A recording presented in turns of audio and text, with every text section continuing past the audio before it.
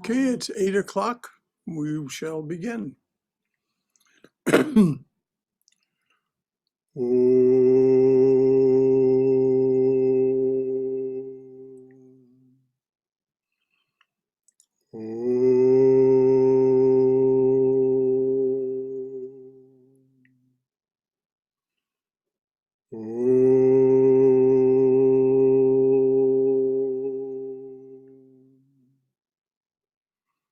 Om Sahana Bhavatu Sahano Bhunaktu Sahaviryam Karavavai Tejasvina Vaditamastu Ma Vidvishavahai. Om Shanti Shanti Shanti.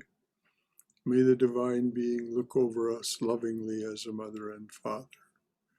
May the Divine Being support and nourish us as a mother and father. May we have the strength and skill to study together the art of spirituality. May no misunderstandings arise amongst us. Om, peace, peace, peace be unto us and to all beings everywhere. Well, good evening, everyone. So good to see you all with us. We are, of course, studying the life of Holy Mother, and the chapter is about Holy Mother and her relatives. So I'll begin the reading. When Holy Mother was not in Jairambati, her brothers would write to her about their woes and wants. Her disciples read those letters to her, and she dictated answers. Once a disciple said to her, "Mother, please give them plenty of money and pray to the Master about it.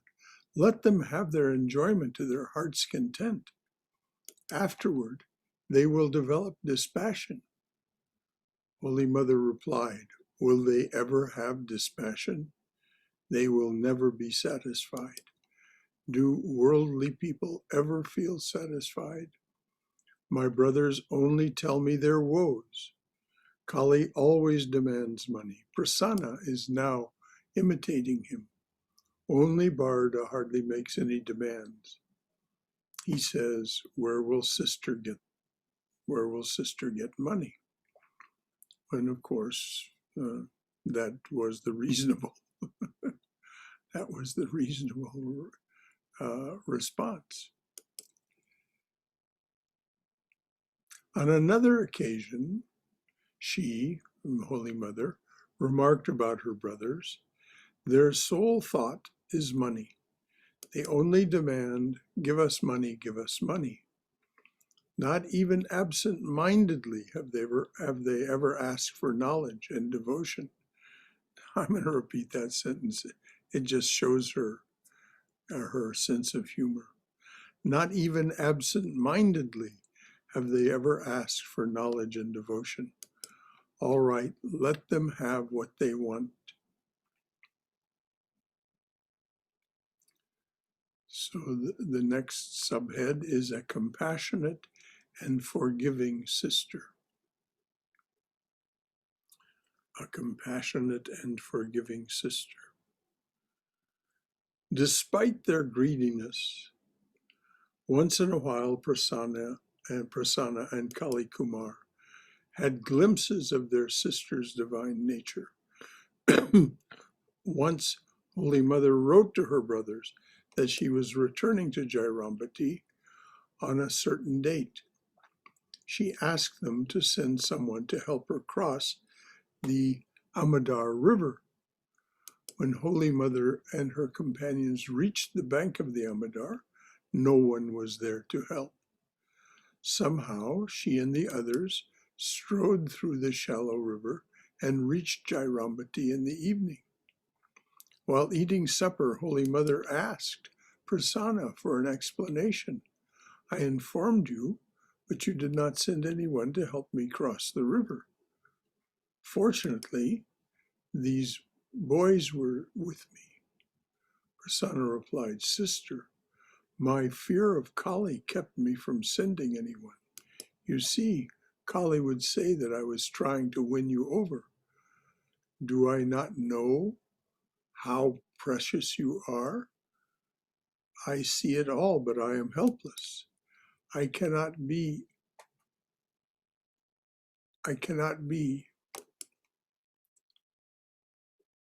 nice to you for fear of arousing Kali's jealousy. Please bless me so that I may also have you as my sister in future births. As for me, I want nothing else. Catch me coming to your family again? Exclaimed Holy Mother. I have had enough of it this time. To come again to you, the idea. So this is one of the few times that you can say, Mother mildly lost her temper. He said, bless me that I may have you as my sister in future births. And she said, in modern vernacular, no way, Jose. Another day, Prasanna said to her sister, I have heard that you appeared.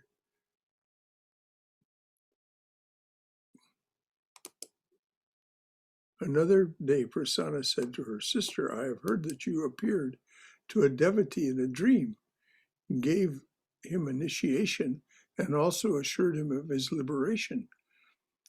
You have cared for us from birth and have brought us up.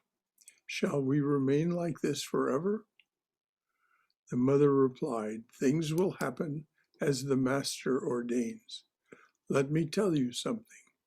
Sri Krishna played with the cowherd boys, laughed with them, walked with them, and even ate the leavings from their plates. Did they know who he was?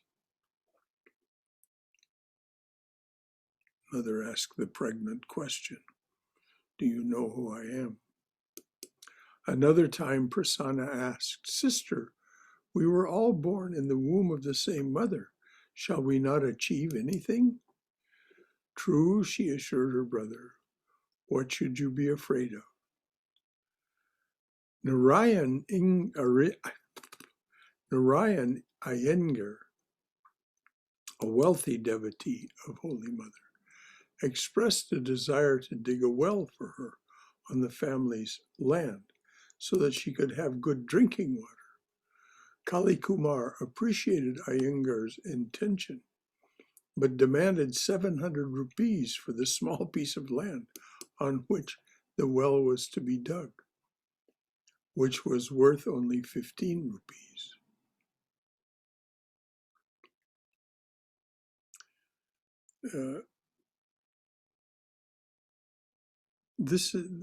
Let's just pause and hold that thought.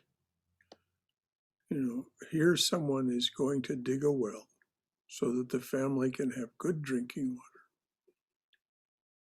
water. And the land on which it's to be dug is worth 15 rupees. And Kali Kumar asks for 700. However, the deal did not go through at that time for various reasons. Kali Kumar said to Brahmachari Bharata, you see, if sister saved the money that she received from her devotees, she would be wealthy. But she spends lavishly for Radu and gives money away to her other brothers. I am sorry that our sister is not saving anything. Could you tell me who gets the most from her? Kali Kumar was very calculating, but sometimes he understood the greatness of Holy Mother. Kali Kumar continued, you see, Bharata, our sister is so respected because she has not the slightest attachment to money. Had she been different, people would not care for her. She is not a human being, but a veritable goddess. You are blessed indeed. You have renounced the world so young and are devoting yourself day and night to her service. Kali Kumar was an interesting character. He was both a troublemaker and a troubleshooter. He was selfish and greedy, and he took every opportunity to exploit his sister, yet he always came forward to help her when needed, except when there was a need to get across the river. He was grave and serious. Nalini, Maku, Radu, and her mother were afraid of him. When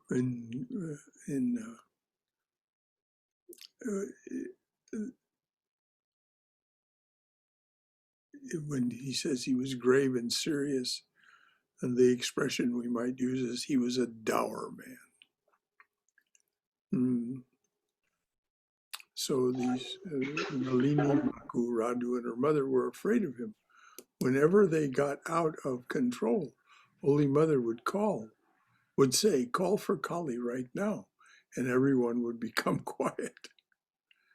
One day Kali Kumar said to the mother, "Sister, you have now so many members of your household, and your elderly woman, cook, cannot handle it. You need a male cook. Moreover, your birthday is coming. Many people will come, so a lot of shopping will need to be done. These young boys will not be able to handle it." Holy Mother replied, "Look, Kali, I am surrounded by several women, so how can I engage a male cook? The boys who are helping me, remember, they are like my daughters. The boys who are helping me, remember, they are like my daughters. It's because they were brahmacharis.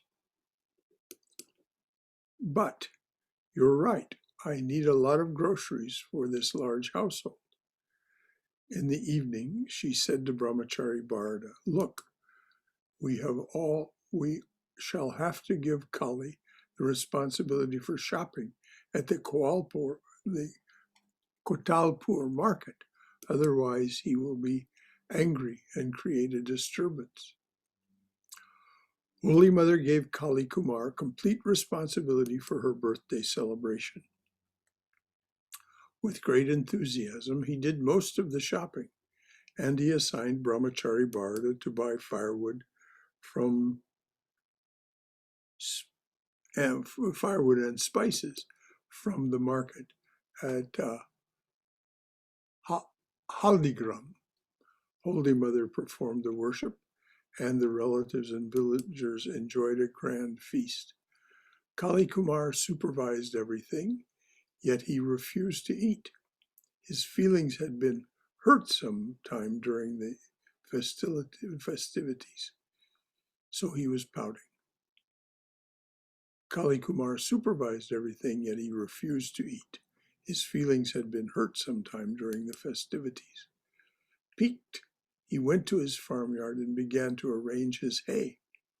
He intended to teach his sister a lesson. Despite her ill health, the mother could not rest until she had fed Kali Kumar, and she waited on the veranda with his food. When Holy Mother told Brahmachari Gopesh, later Swami Saradeshananda, about the situation, he rushed to Kali Kumar's farm and began to help him. He said nothing as he worked. Slowly, Kali Kumar's anger melted, and he said, "My boy, why have you come here to help?" Gopesh replied, "Uncle, the mother is waiting for you with your food." This is the example of this loving and forgiving mother. Gopesh replied, "Uncle, the mother is waiting for you with your food." "What? I didn't know that sister is waiting with my food. Let us go right now," said Kali Kumar.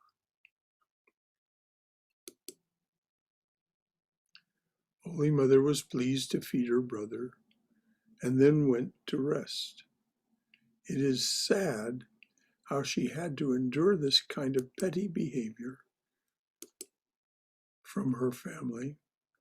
Kali Kumar was very shrewd and took every opportunity to extract money from his sister.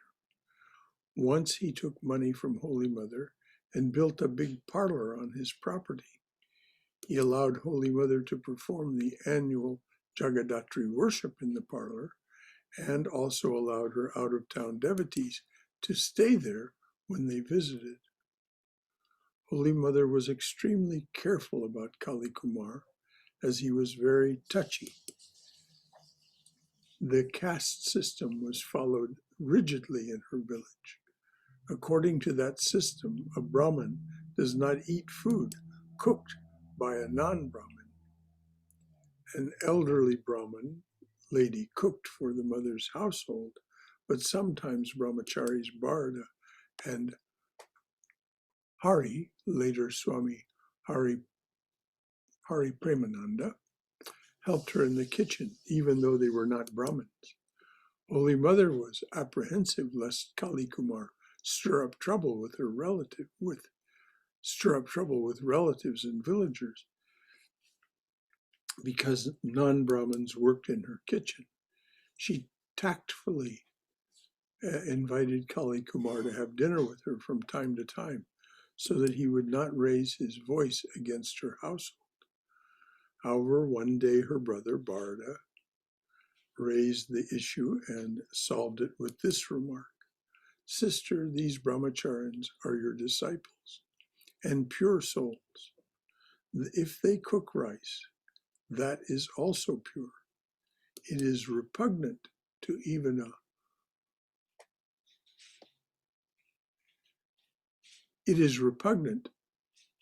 eat in a hotel or a restaurant in Calcutta, and that food does not give me any satisfaction either."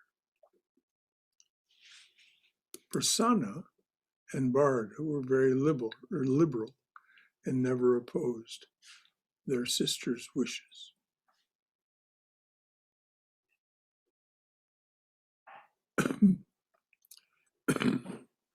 So before we move on, we're going on to another subhead, Land for the Mother's Temple. Any comments or questions about what we've read so far about the brothers? Yes, Sham.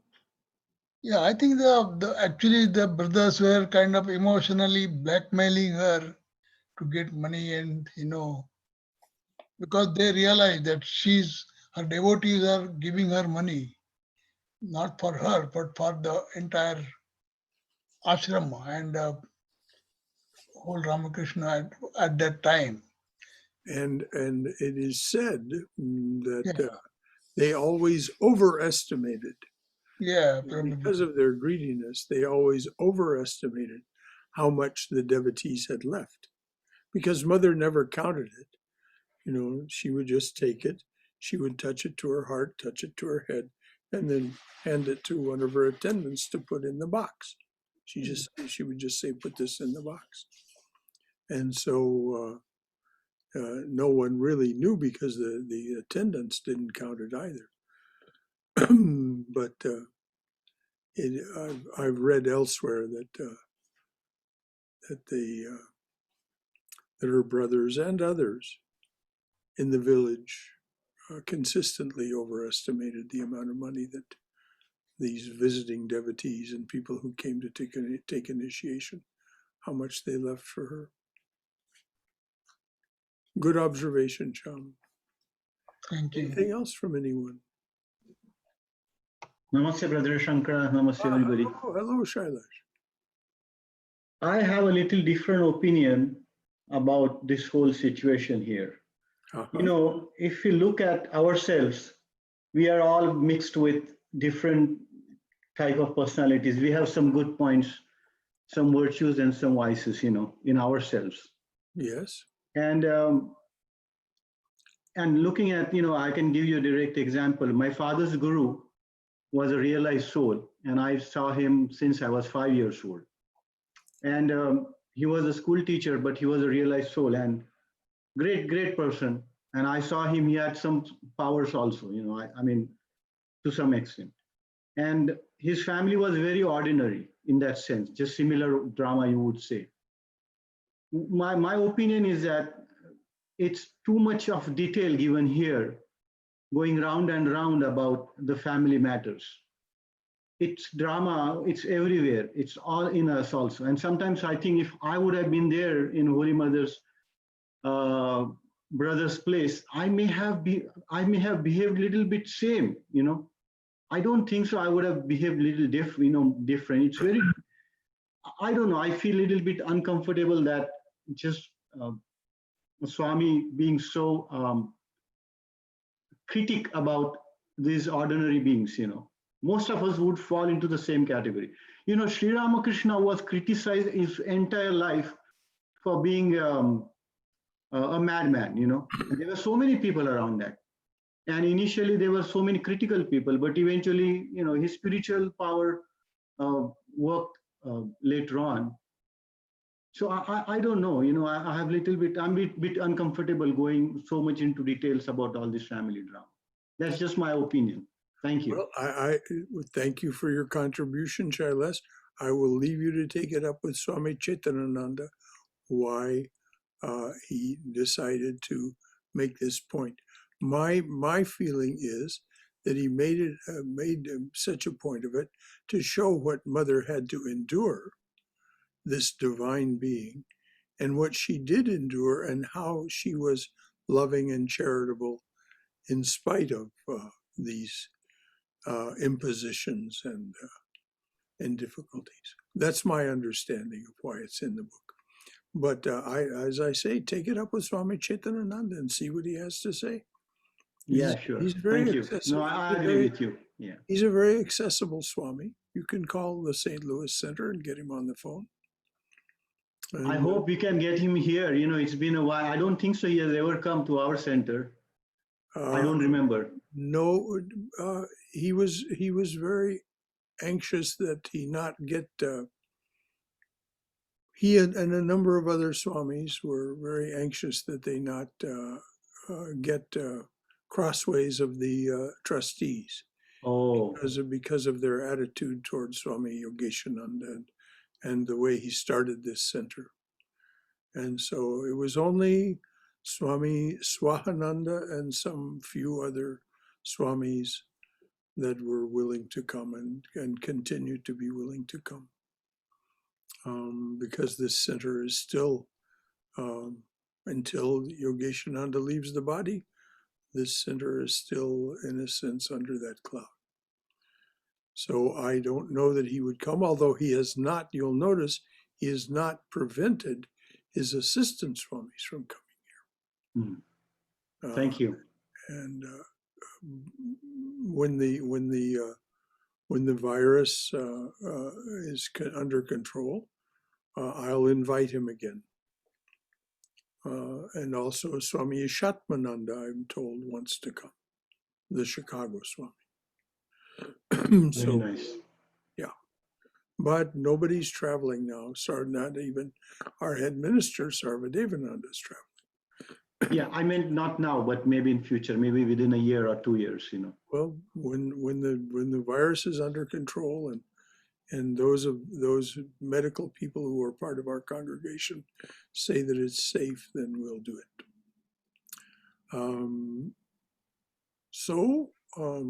Any other comments or questions? Brother Shankara, I have a question. Yes, dear.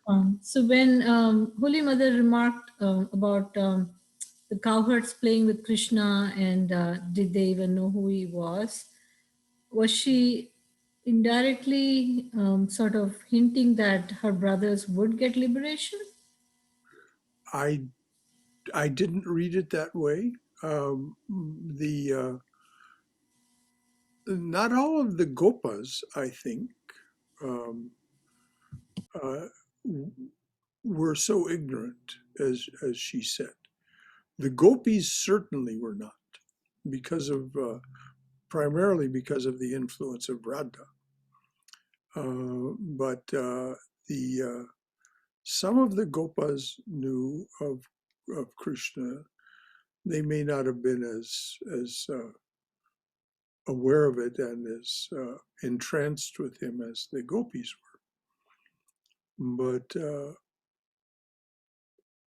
it's said that anyone who spends time in the company of an incarnation will will have liberation. So, but that's all I know about that. I don't know of anything, and I did not hear that in what Mother said, but you may very well be right that she was,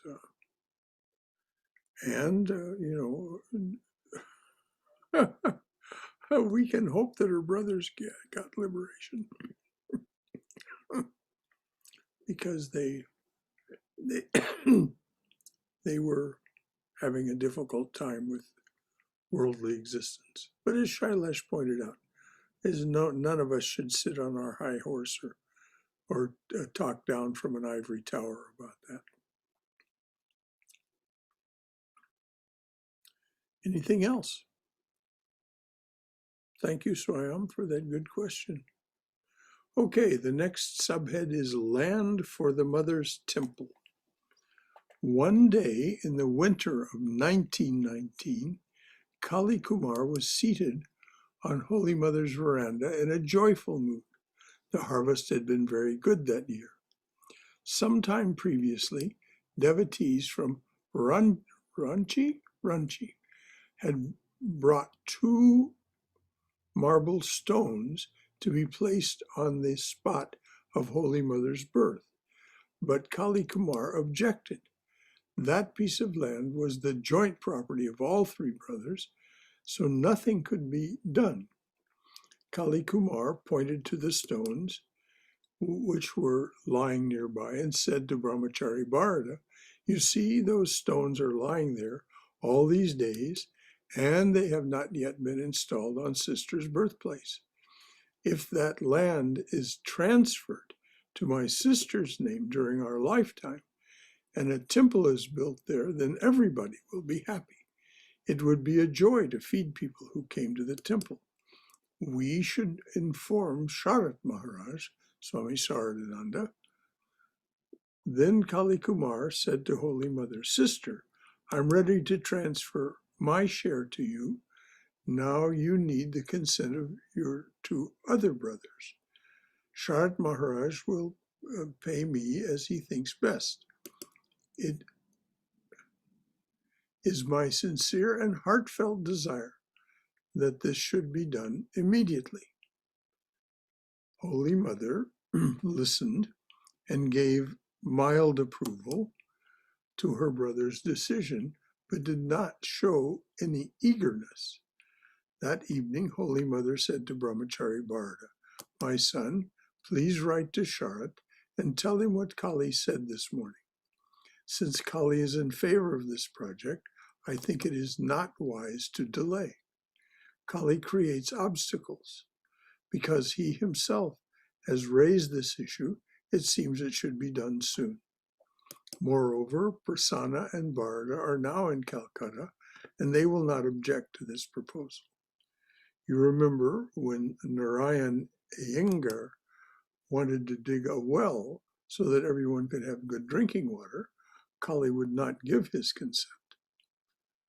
The Brahmachari wrote to Swami Saradananda. The next morning, Holy Mother said to Kali Kumar, "Look, Kali, Brahmachari Bharata has written to Sharat and told him what you said yesterday." Kali Kumar replied, "Sister, you will have to arrange to give me some extra money apart from the estimated price of the land. My family is large and my income small." Holy Mother said, "Well, if our other brothers know this, they may also demand extra money." In fact, all 3 brothers demanded and received something in addition to their individual share of the sale, 300 rupees each. Saradananda did not miss this opportunity. He had the document registered immediately without concern for the cost, which was very like him.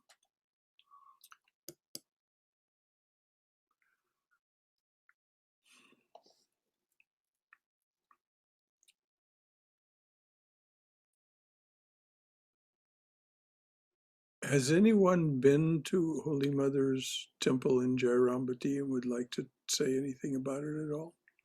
Yes, I think we have been there. We went there. In fact, we had lunch also there. Yes. And what was your experience of the place, Sham? Yeah, I mean, that's what I heard, that it was a house first, and then it was converted into temple, something like that I heard. I mean, that's what they told us. Yes. Yeah, of course, it was a divine place. I mean, no doubt about it. Hmm. Special place. Thank you for sharing that. Anyone else have anything to add to that? All right.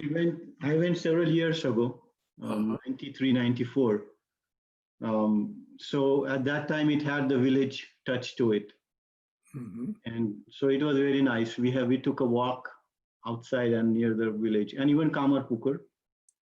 Um, but yeah, I mean, it is, when we have devotion, it's a village which is compared to any other village. But when you have devotion, it's a different feeling.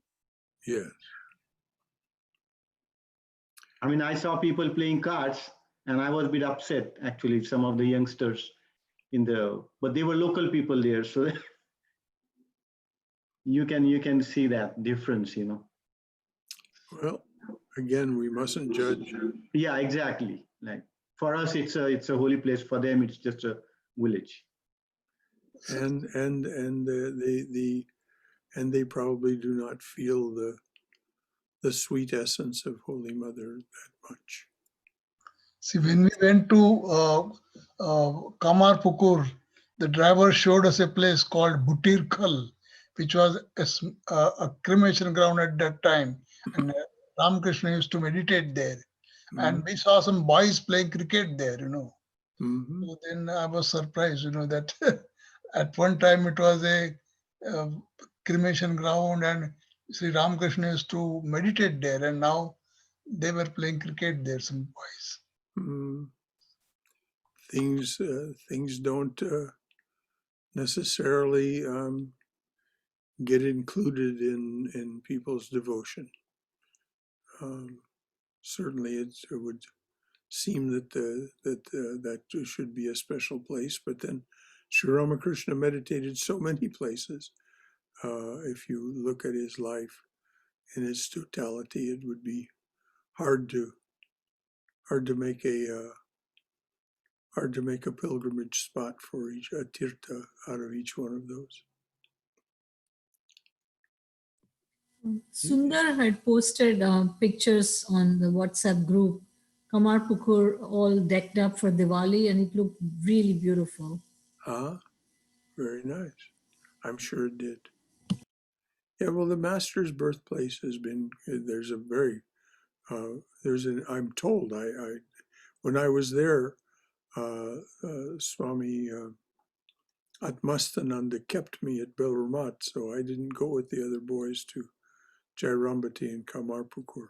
But I'm told that the temple in Kamarpukur is quite lovely and a little imposing.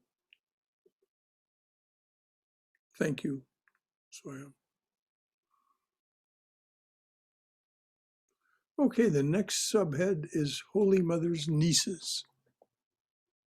I'm having to peer at the time because my cell phone, which I use for my clock, got run down today, and the batteries are recharging.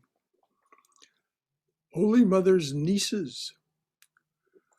Holy Mother's household in Jairambati consisted of her 3 nieces, Radhu, Nalini, and Maku, and her sister-in-law, Surabala, a woman cook, and some disciples. Radhu and Maku had children, but Nalini was childless. Radhu's husband, Manmata, and Nalini's husband, Pranata,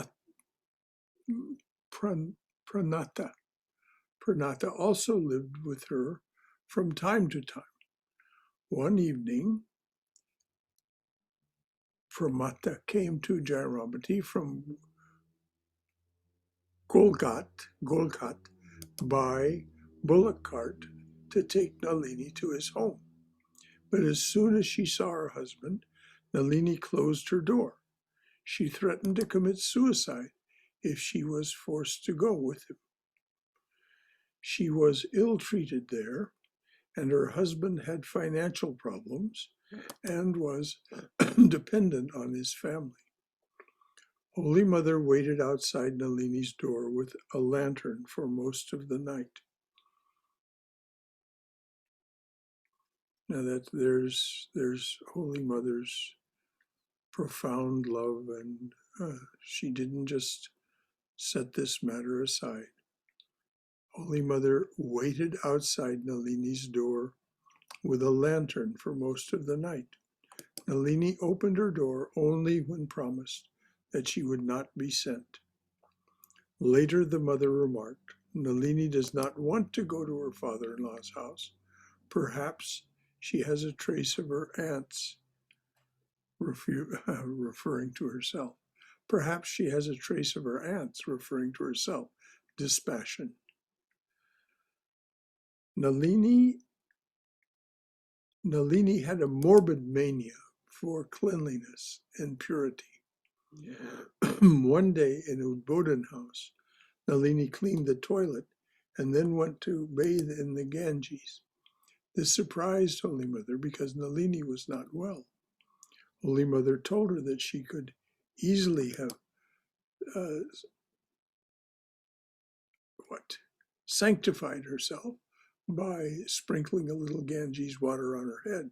She said, in Jairambati, I sometimes walked over dry excreta and then repeated Govinda, Govinda a couple of times. Immediately I felt myself to be pure. Purity and impurity are both in the mind. So this is one of those things that Chaitanananda has included in order that we may be instructed. Another day, Golap Ma cleaned the toilet, washed her hands, changed her cloth, and then began to cut fruit for the offering to the master. Nalini said to her, Sister Golap, what is this? You better go to the Ganges and have a bath to purify yourself. So this is what it was meant by the statement that she had a morbid mania for purity. So Golap Ma replied, if you wish, you go and have a bath in the Ganges. Holy Mother said to Nalini, how pure and high is Golap's mind. That is why she does not discriminate so much about purity and impurity, nor does she bother about external sanctity. This is her last birth. Ufta.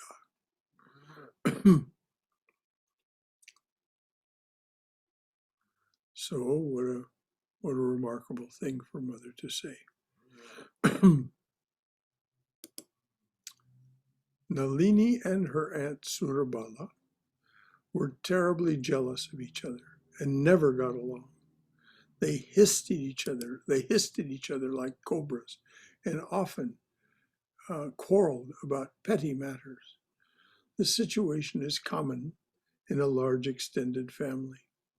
Holy Mother always maintained her equanimity and worked to pacify the members of her family.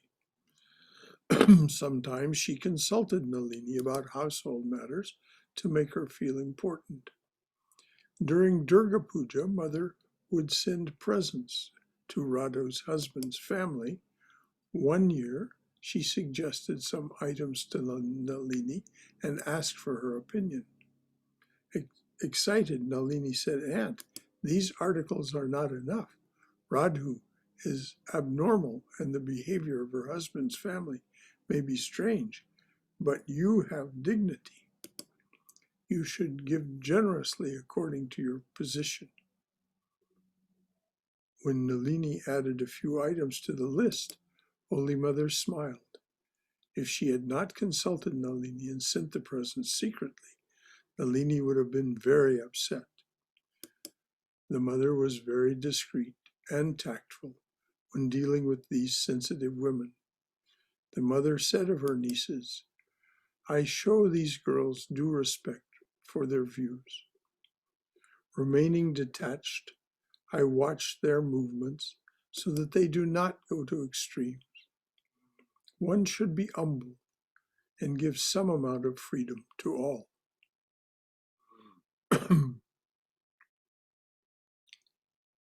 Again, the reason that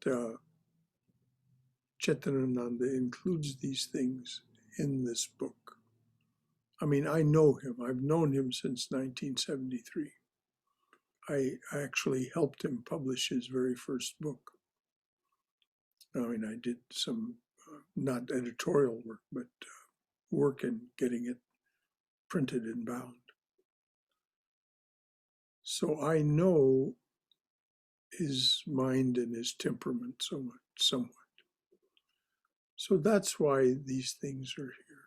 And so one should be humble and give some amount of freedom to all. Nalini was very sentimental. One day she became very angry for some reason and refused to eat in order to get her aunt's attention. Holy Mother attempted to coax her to eat, but Nalini continued to fast. Finally, she told Nalini, "Don't consider me to be merely your aunt. If I wish, I can give up my body. I can give up this body right now."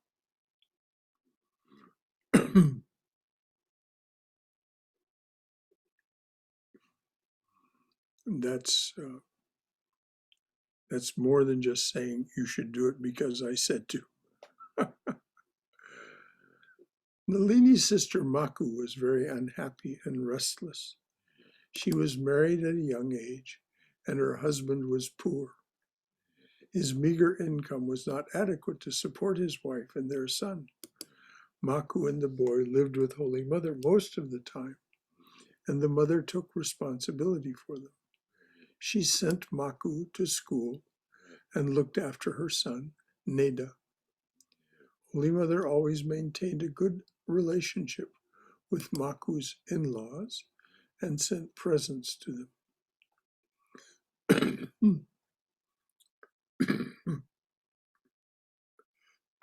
In chapter 19, we described how Maku's son, Neda, died from diphtheria. Holy Mother cried profusely at this death and realized how much people suffer with their children or other loved ones, and realized how much people suffer when their children or other loved ones pass away. When Narayan Iyengar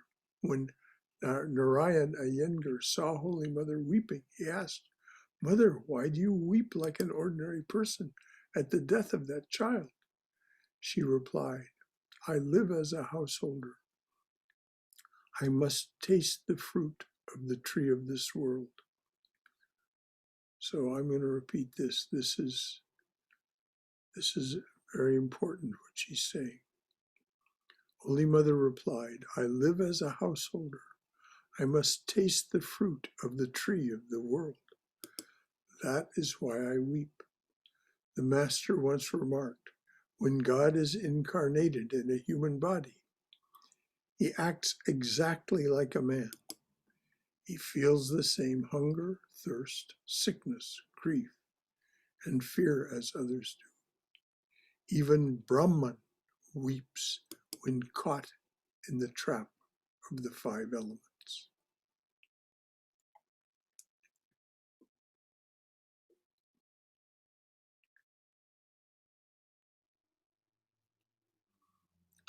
Are there any questions or comments about that particular passage about Mother and her relationship with her nieces and that closing statement about what the Master said, which Mother agreed with, or she voiced that herself in other places?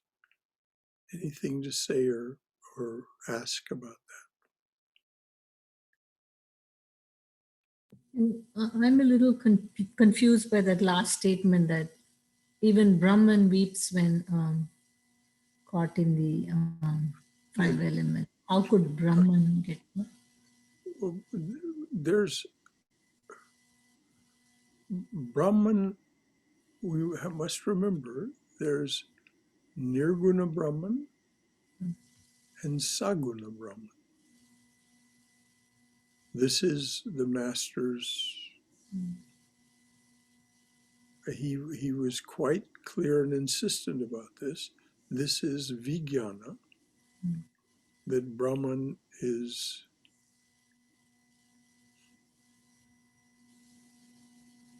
the water when still, in Sri Ramakrishna's metaphor, when the water when still is called Nirguna Brahman. Brahman without any attributes, without the effects of the gunas.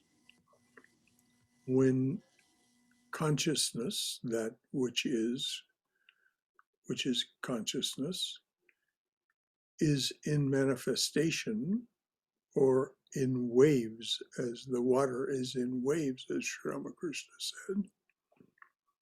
So same water, he said, water still, water in waves. By this he meant vibration. Manifestation, as we know, is vibration.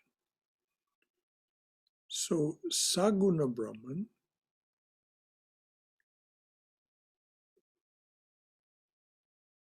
partakes of the gunas. That's what's meant by Saguna Brahman. And the gunas, of course, are part of the same 24 cosmic principles that make up the Sankhya philosophy. So when this is what Mother means, when Brahman is caught in the trap of the 5 elements,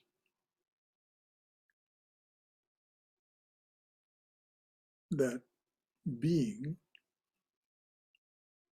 in manifestation weeps. Did that clarify it? Yes, Shankara, yeah. I just didn't, when it said Brahman, my mind went to the Nirguna Brahman. I forgot the split. Well, there is no split, dear.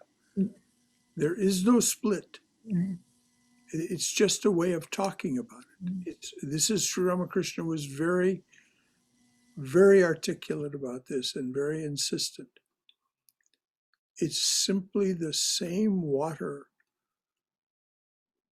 The water of the still water is blown upon by the breezes of the gunas, and so forms waves. But it's no split. It's the same water. He just something I read in the Gospel today says, you can put a stick on the water, and it seems like there's water this and water that on either side of the stick. But in fact, it's still the same water. Thank you for clarifying that. He was speaking of Maya and the ego when he said that, which of course is how this happens, how there gets to be those breezes of the gunas that cause waves in the water. I'm glad you clarified that for us, by asking that question, because I'm sure other people, they may have passed over it without asking the question, but they may have wondered also how does Brahman weep? Anything else from anyone?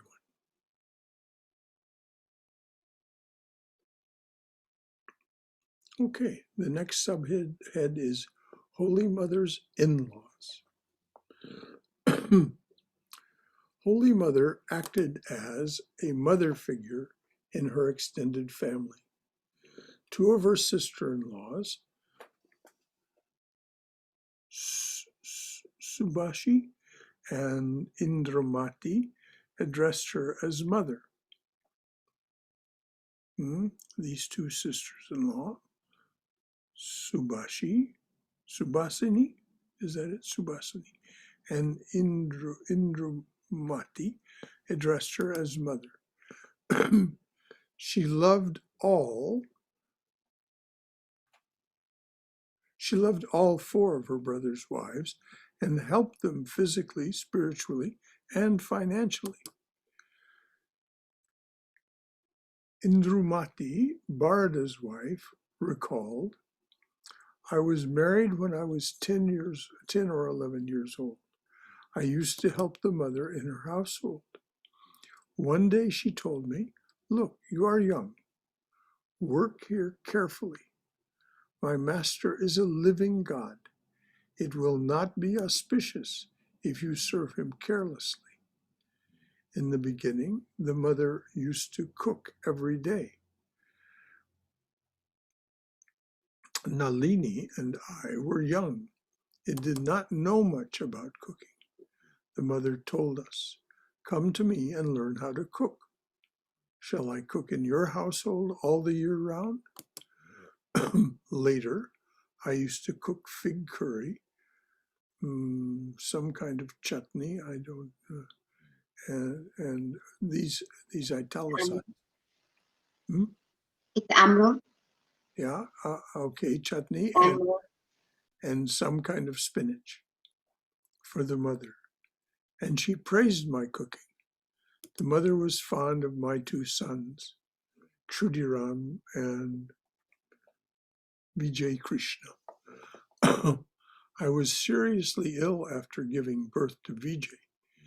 The mother was very concerned and brought 3 doctors to treat me. She finally blessed me so that I would not have any more children.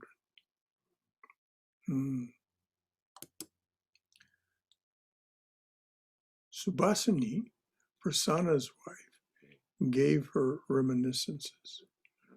One day, I was cleaning the mother's room and found a bundle of notes, 50 or 60 rupees, with some old papers.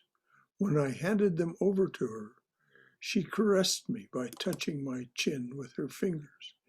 She was reluctant to initiate me, but when Gaurima insisted, she blessed me with initiation. Once the mother went to Kamarpukur for a couple of weeks. I sent some lotuses and sweets for her. She said, no one in my family sends any presents to me except this girl. When the mother was in Calcutta, I sent a container of tooth powder for her, which I made from roasted tobacco leaf and coconut leaf. Later, my husband told me that the mother praised my thoughtful gift. One day I said to her, Mother, you have given me a mantra, but I do not know sadhana, and I cannot concentrate on japa either. She replied, you are practicing sadhana by performing your household duties and serving me. That is enough sadhana for you. Pray to the master for devotion.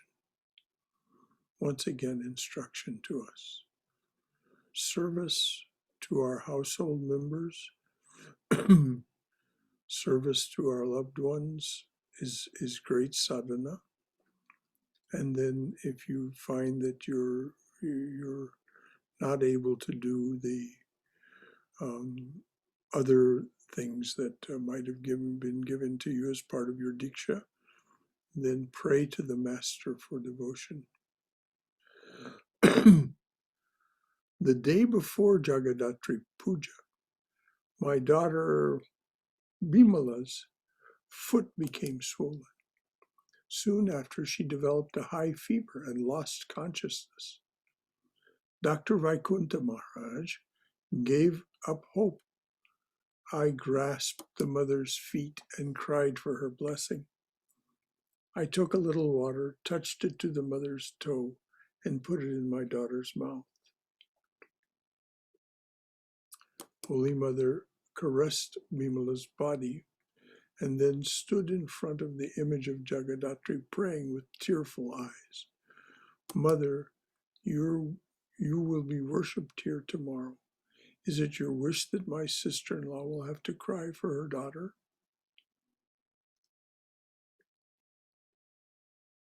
How sweet. She didn't say, do this, do that. She simply said, is it your wish that my sister-in-law will cry for her daughter? The next day, Bimala regained consciousness. The mother taught me, have the company of holy people and they will protect you from obstacles. Serve all with loving care. Even a wild animal comes under control through love.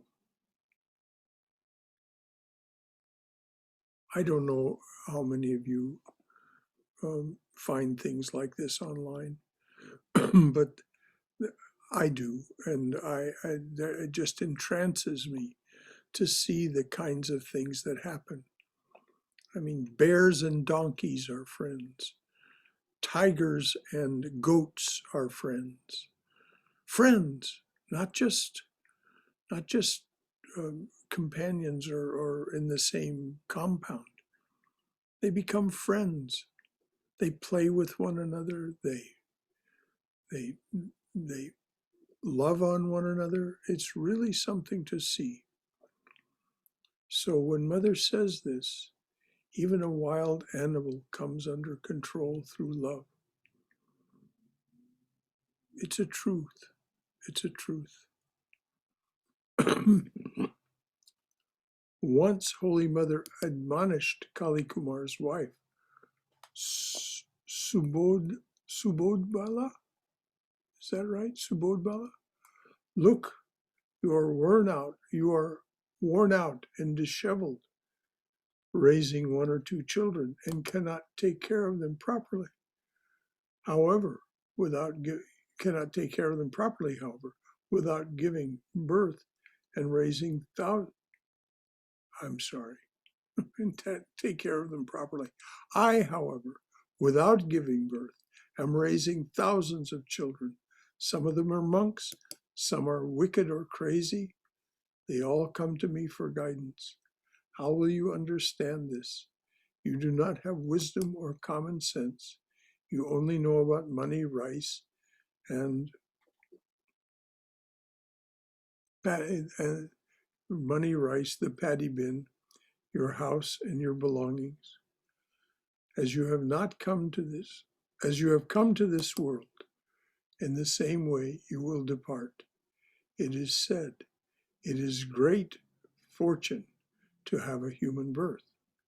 What have you achieved with this precious human life?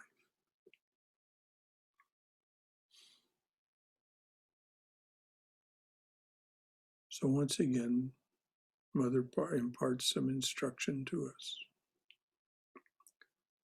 Sometimes we try to visualize how Holy Mother, a divine being, participated in the birth, marriage, and death ceremonies of her family. While she was in Dakshineshwar, Ramakrishna sent her to Kamarpukur to attend the wedding of his nephew Ramal. She was also present at the marriage ceremony of Ramlal's youngest daughter, Radha. The mother was very fond of her nephew, Budesh. Budesh, is that right? Bude? Someone read that name. Bude, is that right? Budeb? Yes. Budeb. Uh-huh. Holy Mother, the mother was very fond of her nephew Budeb, a son of Kali Kumar. During Budeb's wedding on 7 March 1913, she worked so hard that her feet swelled. Budeb was 13 years old when he was married, and his wife, Elokeshi, was about 10. One day, Subodbala was admonishing her daughter-in-law, and Holy Mother intervened. Keep quiet, keep quiet. Elokeshi, is an innocent girl. You have brought her home, and so much music was played during a marriage ceremony. Don't scold her. She is a sweet girl. Holy Mother made everyone her own through love and she taught others to do the same. The mother initiated 6 members of her family, Subhashi, Maku, Radhu, and her husband, Manmata, and Budeb, and his wife, Elokeshi. Radhu's husband was not an easy person to live with. He came from a wealthy family, but he was lazy, foppish, undisciplined, and extravagant. He was not well suited to living in the household of Holy Mother. He was not well suited to living in the household of Holy Mother, who was always surrounded by monastics and devotees. However, the mother absorbed Manmata into her family and accommodated his way of life for Radhu's sake.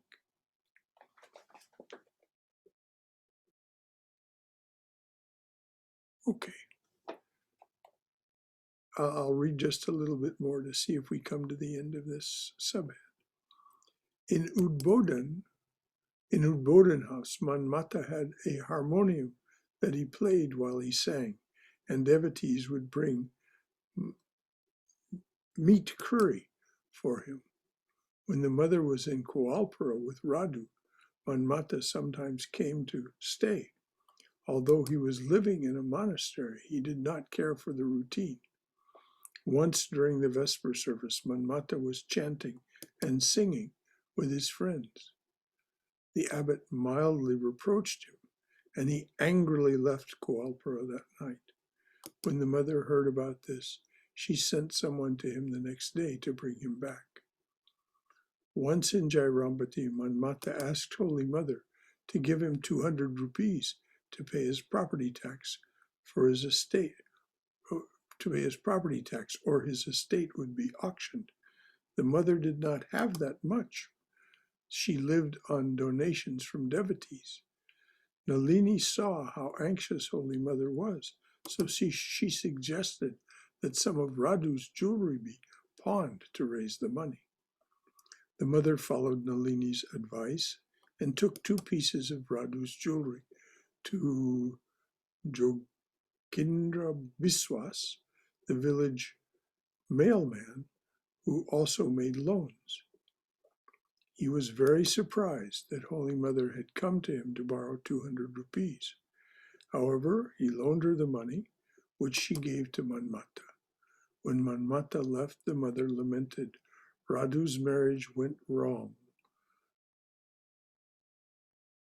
Kali Kumar arranged this marriage because Manmata came from a wealthy landlord's family, but now Manmata pesters me for money. All right, we'll leave it there. It's after 9 o'clock.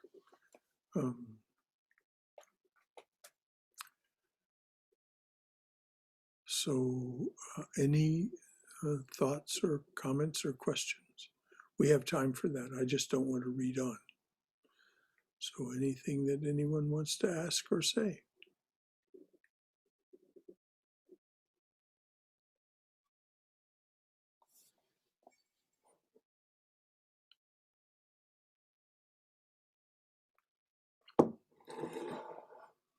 All right, dears. We'll leave it at that then. And because of the state of the world, I've been thinking it's a good idea to close with our peace chant. Swami Yogeshananda's wonderful translation of this ancient prayer. Let there be peace in outer space. Let there be peace in the sky, on the earth, and in the waters. Let there be peace in the herbs, the plants, and the trees. May the gods be peaceful.